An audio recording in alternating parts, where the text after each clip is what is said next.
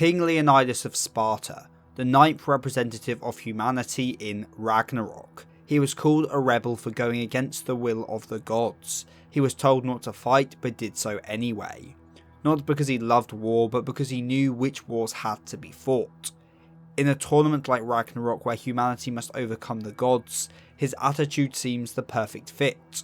But what is most impressive about him is not his strength and his attitude, but his philosophy when it comes to war, and his personal mission to sock a shithead sun god right in their smug ass teeth. And so of course that's what we shall explore today. So if you find yourself entertained, then perhaps like, subscribe and ring that bell. Anyway, on with the video. Now before we were even introduced to Leonidas, we all had certain expectations of him. If you're part of the fandom before this round, ideas of Leonidas being the final fighter of humanity or wielding two violons were quite something. A warrior king of incredible might and strength. Although I'm not saying he isn't this, our first introduction to him very much does not give off this image, and that is on purpose. Anyway, to the story proper, with humanity's loss in round 8, the score has now become tied and the humans have lost their lead. And with the mighty sun god Apollo next up for the gods, Brunhild needed to select a mighty warrior to bring back their lead. And as such, she makes her way to an impressive set of doors. The only way to enter is to push these heavy doors open, as shown by how even these two staggering warriors somewhat struggle to do so. This is not a feat the average person can accomplish. In other words, only the strong can enter these chambers. The man they are here to see is called the mightiest rebel in human history, as they are one who directly oppose the will of the gods, ignoring their oracles without fear, calling them shitheads without a care in the world.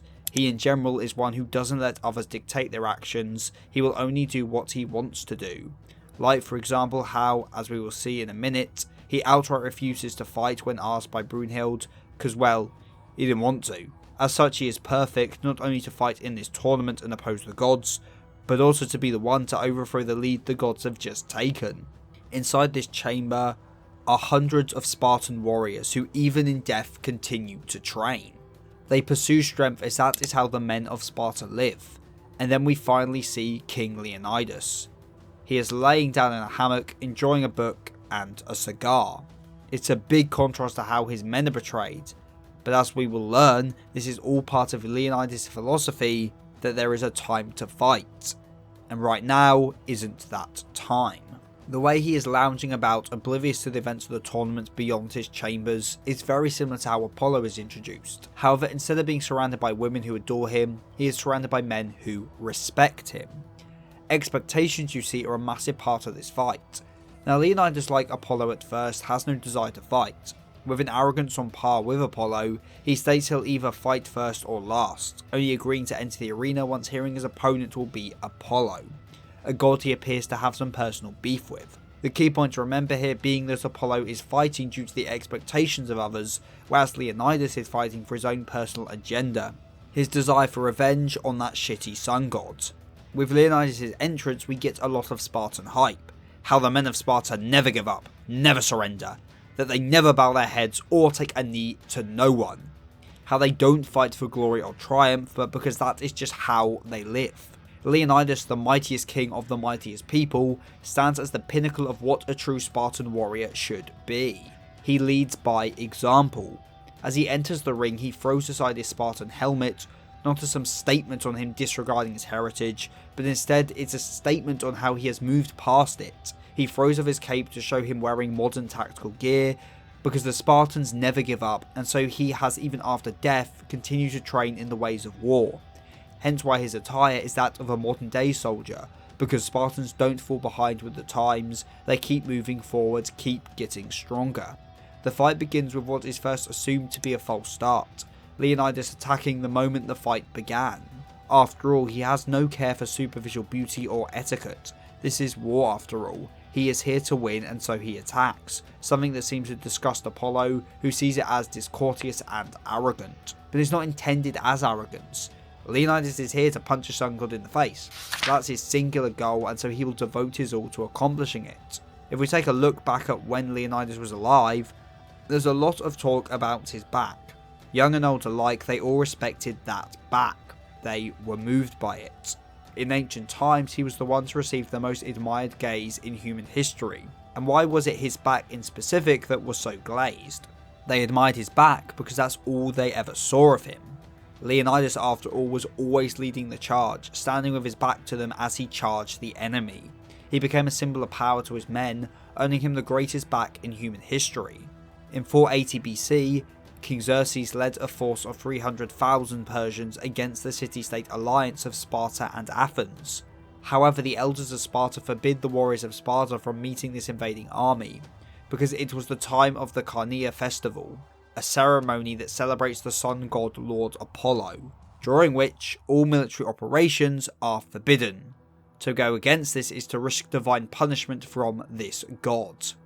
These elders wave away the threat of the Persians, saying if worse comes to worse, they just fight them in a few days. They say the young ones have no understanding of war, that Sparta is the strongest. But they say all this while having no understanding of what makes Sparta so strong. They are more worried about upholding the oracle of some god they've never met. If it's the will of the gods, there's nothing we can do. It's like they just wanted an excuse to have a party and not worry about the real danger that was approaching, and the shame of Haggis, that way of thinking was contagious. No one ever stood up to these elders, and so their words were taken as gospel, and the young men of Sparta just accepted it. It is just the way it is. Can't be helped, you know. However, one man did disagree, did call them out, and not just give in to their stupid opinion. What makes him a rebel isn't that Apollo said no fighting and he was like, nah, I'm gonna fight. Is that he stands up for what he genuinely believes is right, even when those above him say otherwise. He goes against the flow, against the common consensus. The elders all said they can't fight, the heavens themselves said it too, but Leonidas knows what is right in his heart and follows that, not what others say. He isn't a rebel for going against what others say, he is a rebel for doing what he believes in, even if others try to get in his way. As Leonidas says, he is not one who enjoys fighting. He doesn't want to die, and he'd rather just sit back and have a nap with a glass of wine. But there is a time to fight, and when that time comes, you must fight for your own will. Leonidas says he has never met or seen a god, so why should he entrust his life to one? The only one he entrusts his life to is himself. He is going to go to war because that is what his heart says. However, without the council, he cannot start a war, and so even if he was to go and fight, it would be alone. And further, he is told Apollo will never forgive him, and what does Leonidas say to that? He punches down the statue of Apollo that stood above all, and leaves the image of this so-called god as rubble. He has no respect for one who forces their will on others, even if they are a god. He disobeyed Apollo here because he knew it was the time to fight, and this is the same as when we saw him in present day, deciding round 9 was the right time to fight, again because of his own will. Leonidas fought for his own will, because fighting for your own will, well, that is Sparta. Something the elders did not understand.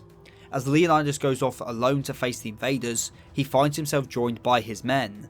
They were inspired by him, by a true warrior.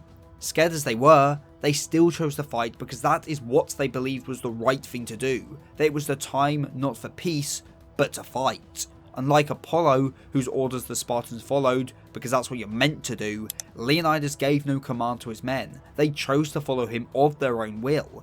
That is the difference between the two. One commanded and one inspired. There was no need for words or a shitty oracle. All Leonidas did was show them his back, and that moved them.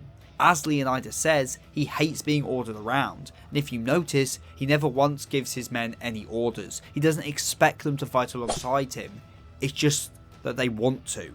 As Haggis said, only when they were charging in heavily outnumbered did he feel for the first time alive, because they were doing something worth fighting for. There was nothing superficial about their final fight. In the end, they all died, Leonidas included, but through their deaths they accomplished something great. Their sacrifice rallied all of Greece and led to the Persians being pushed back. Even if it was leading to death, it was the right time to fight. And as such, a cool detail is that Leonidas only got all his scars during that final battle, meaning that his peak as a human, the form he manifested in Valhalla, was him during that final battle. That was when he was truly alive in the midst of battle for the greater good of his country. Truly the mightiest king of the mightiest people. Leonidas, as someone who truly understood battle, not for pleasure but as something that must be done, is of course in complete contrast to Apollo and the myth of pacifism he bestowed to the Spartans. Now, something I think people often misunderstand is the reason for Leonidas' anger. The elders of Sparta always talked about how breaking the oracle will incur divine punishment, that Apollo specifically would never forgive them no matter their reasons, that he, the god, was without question correct. He was led to believe that if the Spartans broke said divine orders, they would be dealt divine punishment. This is what he wanted revenge for. Leonidas hated Apollo not just because his actions led to Sparta being unable to properly defend itself, leading to his and his men's death, but more importantly, because he viewed Apollo as an arrogant god who would rather be worshipped than let a country defend itself from invaders, not let a country fight when the time is right. It's not that I hate Apollo because he led to my death, it's I hate Apollo because his carelessness and arrogance, his godly superiority, led to my death. Leonidas had never met Apollo. As he says, why should he trust a god who he's never seen? Apollo the god didn't have time to visit the humans. The fact Leonidas only had the oracle's words made his hatred burn even hotter because it cemented his views of Apollo as an arrogant god. And so when the round starts and Apollo starts speaking of divine punishment, this only further solidified Leonidas' impression of Apollo. As the match goes on, Leonidas starts to understand the true Apollo more and more, and his hate begins to lessen. But of course, it's not like centuries of resentment can just vanish in a handful of minutes. Leonidas, in short, hated the image of Apollo he created in his head, a nice play on the theme of expectations present across the round. But back to the fight itself. Leonidas shows off what his Volon can really do, transforming his shield into essentially a buzzsaw, and as we see later in the match, other weapons too. Again, much like his outfit, it shows his ways of war have evolved with the time, as he must always be ready to fight when it is the right time to fight. Now, after getting onslaughted with opinions, which I go into way more detail about in my Ram 9 analysis and my Apollo character analysis videos respectively, Apollo decides to enter close combat and fight Leonidas at his own specialty. Leonidas, even though this gives him the advantage, is disgusted, something which, if you notice, is in contrast to his men's words. Because they only worship him, they don't understand him. Exactly the same as the crowds onslaughting Apollo with words. But he hates being looked down upon, once again because of his views of Apollo, and the anger he feels towards a god's arrogance, a being he believes to have just been born self-entitled. Now, if you reread the fight, most of the dialogue between these two is just fancy ways of saying, "kneel to me," which I think is quite fitting considering what the two are respectively fighting for. Apollo is fighting to prove he is superior, and so wants Leonidas to kneel before him, the superior god, and Leonidas is fighting to prove he and humanity as a whole are not inferior to some arrogant god, and so wants Apollo to kneel before him to show he is not some superior being, much like when he shattered Apollo's statue back in Sparta. And well, the one to first succeed here is Leonidas, who made the god kneel. Yet what this moment leads to isn't a moment of an egotistical god being shown their own weakness, but a reveal of the true kind of man Apollo is, one who isn't superficial and sees beauty not in looks, but in one trying to better themselves, and by coming to understand this, Leonidas changes his mind a little about the god before him, realising that the reasons he hated him for don't apply quite as much as he first thought, and so he tells Apollo he goddamn likes it, and so the two agree to burn their souls to the ground and finish this fight.